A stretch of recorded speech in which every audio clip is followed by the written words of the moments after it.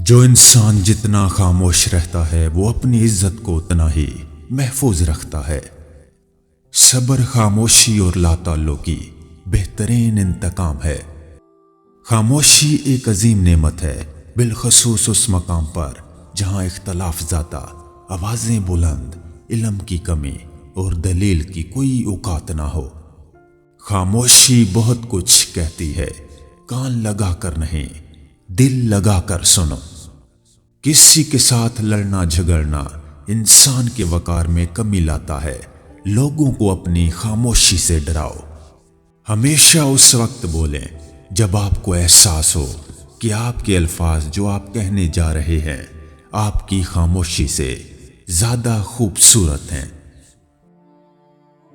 तुम जितना ज्यादा खामोश रहोगे उतना ज्यादा सुनने के काबिल होगे।